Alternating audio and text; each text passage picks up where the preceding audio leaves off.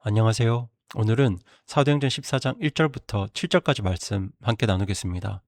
여러분, 어제까지 우리는 바울과 바나바가 비시디아 안디옥에서 복음을 전하다가 경험했던 일들을 나누었는데요.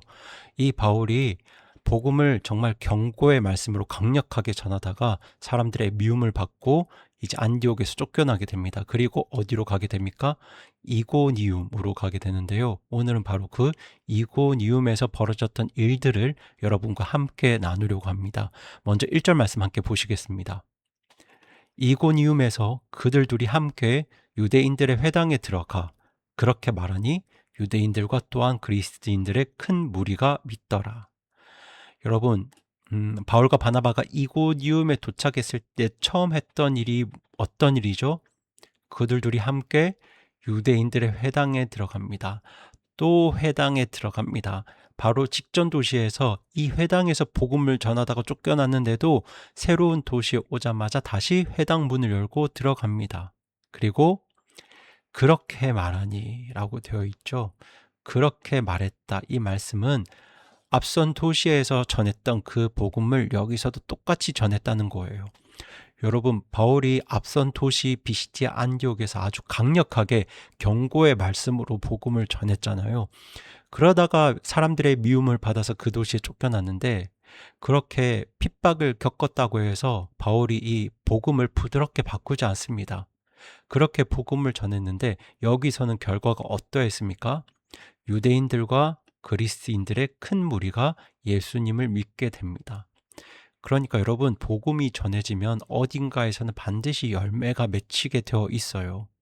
그렇게 복음이 선포될 때 복음 앞에 회개하고 순복한 사람들은요, 그 인생이 완전히 바뀌어 버립니다. 그리고 사실 우리도 그리스도의 복음을 듣고 믿고 인생이 통째로 변한 사람들이잖아요.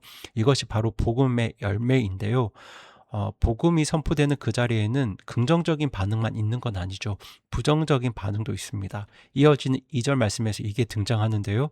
저 2절 말씀 함께 보시겠습니다. 그러나 믿지 않은 유대인들이 이방인들을 선동하여 그 형제들에게 악한 생각을 품게 하므로 여러분 보시는 것처럼 복음이 전해질 때 열매만 있는 건 아니죠. 그러나 라는 말과 함께 정반대의 반응도 있습니다. 그 반응이 바로 믿지 않는 유대인들, 복음을 믿지 않는 유대인들이 이방인을 선동한 거죠. 여기서 믿지 않는 유대인들이 이방인들을 선동해서 형제들에게 악한 생각을 품게 합니다. 여기서 악한 생각을 품게 했다는 말에는요, 사람들의 마음에 독을 풀어놓았다는 뜻이 담겨 있어요. 그러니까 멀쩡한 사람들의 마음에 이 바울과 바나바에 대한 그리고 그리스도인들에 대한 미움을 독처럼 서서히 풀어 넣은 거예요. 그런데 여러분, 독이라는 게 참 무섭죠. 독을 먹는 대부분의 사람은 자기가 지금 독을 먹고 있는 줄 잘 모릅니다. 하지만 그렇게 마음에 독이 퍼지게 되면요, 진리가 거짓처럼 보이게 되고 자기를 사랑하는 사람이 사람을 원수처럼 보기 시작합니다. 바로 그 일이 지금 이곳이움에서 벌어지는데요. 보세요. 복음이 선포되는 그 자리에서 어떤 사람은 예수님을 믿고 변화되지만 어떤 사람은 그 진리를 미워하면서 남의 마음에까지 독을 풀어놓고 있습니다. 여러분, 지금 우리가 사는 세상 똑같잖아요. 우리가 복음을 전하고 진리를 말하면 어떤 사람들은 그 복음 앞에, 진리 앞에 회개하고 순복하지만 어떤 사람들은 화를 내면서 저 사람들이 잘못됐다, 그렇게 주위 사람들의 마음까지 흔들어 놓습니다. 그렇게 복음이 전해지는 곳, 진리가 선포되는 곳에는 항상 이 두 가지 반응이 함께 나타나는 것 같아요. 그럼 저희 이어지는 3절 말씀 함께 보시겠습니다. 그들이 오랫동안 머물며 주 안에서 담대하게 말하며 그분께서 그들의 손을 통해 표적들과 이적들이 이루어지게 허락하사 자신의 은혜의 말씀에 대하여 증언해 주시니라. 여러분, 그렇게 복음에 대한 부정적인 반응들이 있었습니다. 이방인들을 선동해서 악한 생각을 품게 했죠. 그 마음에 독까지 풀어놓는데요. 이런 반대와 미움 앞에서 바울과 바나바가 어떻게 반응합니까? 주눅이 들어 도망쳤을까요? 아니면 입을 다물었을까요? 아니죠. 지금 뭐라고 기록되어 있죠? 오랫동안 머물면서 주 안에서 담대하게 말했다. 있었다. 이렇게 기록되어 있습니다. 그러니까 반대와 핍박이 있으니까 지금 도망친 게 아니죠. 오히려 더욱 오래 그곳에 머무릅니다. 그리고 더 담대하게 하나님의 말씀을 전합니다. 그런데 여러분, 사실 사람이면 미움을 받을 때, 핍박을 받을 때 움츠러들거나 물러서기 쉽잖아요. 그런데 지금 이 바울과 바나바는 반대가 거셀수록 더 담대하게 복음을 전했어요. 진리를 전합니다. 그런데 말씀을 보시면 이 담대함이 그냥 자기 배짱이 아니었어요. 지금 그들이 어디 안에서 담대하게 말씀을 전합니까? 네, 주 안에서 담대하게 말씀을 전합니다. 그러니까 주님 때문에, 예수님 때문에 담대할 수 있었던 거예요. 그렇게 주님 안에서 담대하게 말씀을 전할 때 하나님께서 그들의 손을 통해 표적들과 이적들을 이루심으로 그들이 전하는 말씀이 참되다는 것을 하나님께서 친히 증언해 주십니다. 그러니까 여러분, 우리가 말씀을 전하고 복음을 전할 때 설령 사람들이 우리를 미워하고 멸시해도 우리가 주님 안에 있으면, 우리가 주님을 의지한다면 우리는 담대할 수 있습니다. 사람들이 아무리 뭐라고 해도 우리 안에 계시는 성령님을 의지하면요, 그분 안에서 그분의 권능으로 우리가 물러서지 않고 담대하게 복음을, 하나님 말씀을 전할 수 있습니다. 그렇게 오늘도 성령님을 의지하는 가운데 그분 안에서 담대하게 승리의 삶을 살아가는 우리 성도님들 되시기 바랍니다. 그럼 이어지는 4절 말씀 함께 보시겠습니다. 그러나 그 도시의 무리가 나뉘어 일부는 유대인들의 편을 들고 일부는 사도들의 편을 들므로. 여러분 보세요.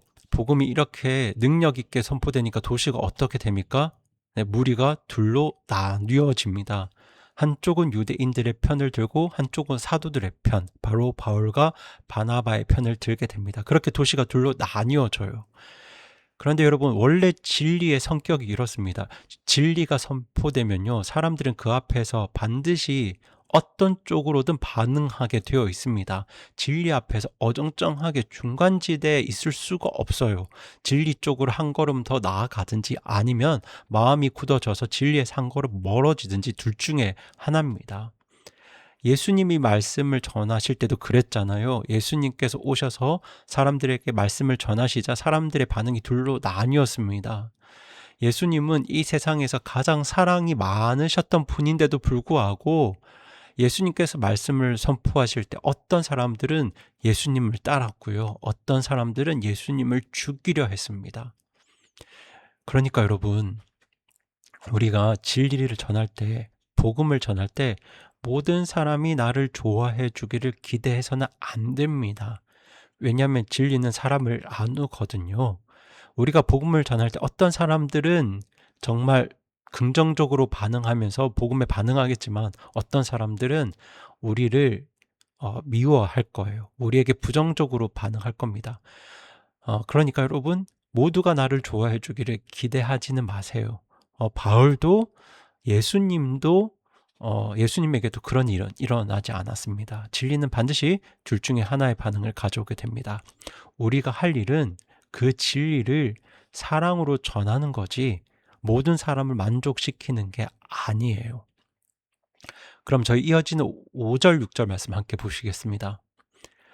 이방인들과 또한 유대인들이 자기들의 치리자들과 함께 악의를 품고 그들을 대하며 그들을 돌려치려고 습격하며 그들이 그것을 알고 루가오니아의 도시인 루스드라와 더베와 그 주변 지역으로 도피하여. 여러분, 복음을 계속 전하니까 사람들의 반대가 결국 더 심해집니다.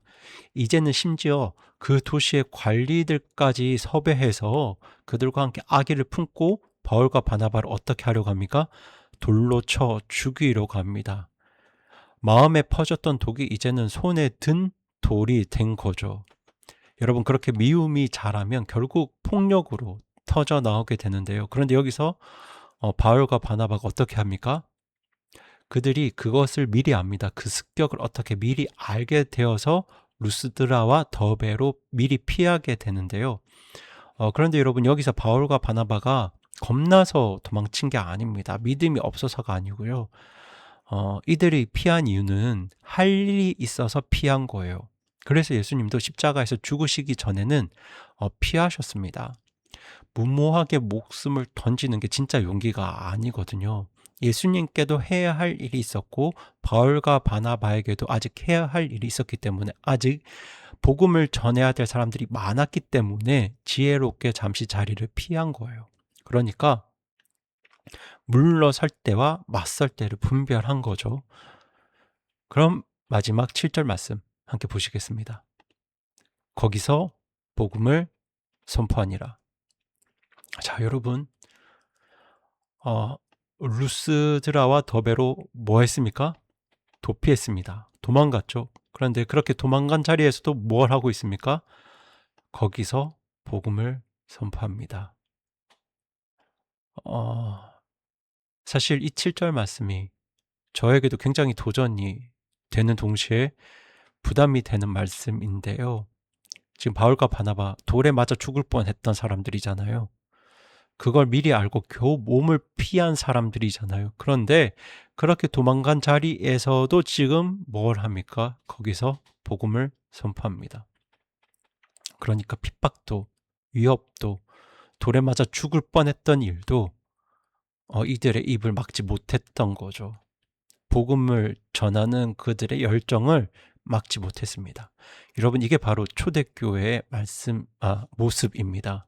그들은 담대하게 복음을 전했어요. 말씀을 전합니다.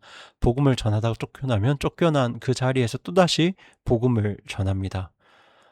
복음 때문에 미움받는 걸 당연한 일로 여겼던 거예요. 그렇게 바울과 바나바는 사람을 기쁘게 하는 자가 아니라 하나님을 기쁘게 하는 자들로 살아갔습니다. 제가 여기서 꼭 말씀드리고 싶었던 건 복음을 전할 때 모든 사람이 나를 좋아해 주기를 기대하지 마시라는 거예요. 여러분, 그런 일은 일어날 수가 없습니다. 여러분, 우리가 복음을 전하고 하나님 말씀을 전하면 반드시 나를 미워하는 사람이 생깁니다. 말씀을 제대로 전하면 반드시 부정적으로 반응하는 사람이 있어요. 그건 우리가 뭘 잘못해서가 아니에요. 세상에서 가장 사랑이 많으셨던 예수님도 당신이 하나님의 아들이라는 이 진리를 선포하셨다는 이유로 십자가 위에서 죽으셨어요. 그래서 예수님은 자기 제자들에게 이렇게 말씀하셨죠. 세상이 너희를 미워하거든 너희보다 먼저 나를 미워한 줄을 알라. 여러분, 우리도 얼마든지 미움받을 수 있습니다. 그러니 여러분, 우리가 복음을 전하다가 미움을 받는다면 그건 우리가 예수님을 닮아가고 있다는 증거일 수 있어요. 그래서 여러분, 이번 한 주 여러분 마음속에 정말 부담이 되는, 또 떠오르는 어떤 분이 계시면 그분들에게 복음을 전해주세요. 여러분이 알고 있는 하나님 말씀을 나누어 주세요. 물론 그분들에게 말씀을 나누고 전하는 일이 쉽지는 않을 겁니다. 때로는 미움 받을까봐, 관계가 깨어질까봐 망설여도 지겠죠. 하지만 여러분, 우리는 사람들의 인정과 기쁨을 구하는 자들이 아니잖아요. 우리는 하나님 한 분의 인정과 기쁨을 구하는 자들입니다. 그러니까 그렇게 떠오르시는 분들이 계시면, 내 마음에 부담이 되는 분들이 계시면 오늘도 그들을 향한 사랑을 가지고, 하지만 주 안에서 담대하게 복음을 전하고 하나님 말씀을 나눌 수 있는 우리 성도님들 되시기 바랍니다. 그럼 이 시간 함께 기도하시겠습니다. 하나님 아버지, 오늘 주신 말씀을 통해서 우리가 복음을 전할 때 어떤 반응들이 있을지 다시 한번 살펴보았습니다. 복음을 전하는 그 자리에는 정말 30배, 60배, 100배의 열매도 있겠지만 또 우리에 대한 반대와 미움도 있다는 것을 저희들 보았는데요. 저희들 설령 미움을 받더라도 바울과 바나바처럼 주 안에서 담대하게 복음을 전하고 말씀을 나누는 자들이 되길 원하오니 주님께서 도와주시기를 간구드립니다. 사람들에게 미움받는 것을 두려워하면서 사람을 기쁘게 하는 자들이 아니라 오직 하나님 한 분을 기쁘게 하는 자들로 살아가게 도와주시옵소서. 그리고 이번 한 주 우리가 복음을 전해야 할 사람이 있다면, 하나님 말씀을 나누어야 할 사람이 있다면 사랑으로, 하지만 주 안에서 담대하게 복음 전하고 하나님 말씀 나눌 수 있도록 주님께서 도와주시옵소서. 이를 위해서 우리가 무엇보다 하나님 나라를 먼저 제대로 알고 하나님 나라를 간절히 구하면서 하나님 나라의 맛을 내는 성도들로 살 수 있도록 주님께서 도와주시옵소서. 이 모든 말씀, 우리의 모든 기도를 들으시는 우리 주 예수 그리스도의 이름으로 간절히 기도드립니다. 아멘.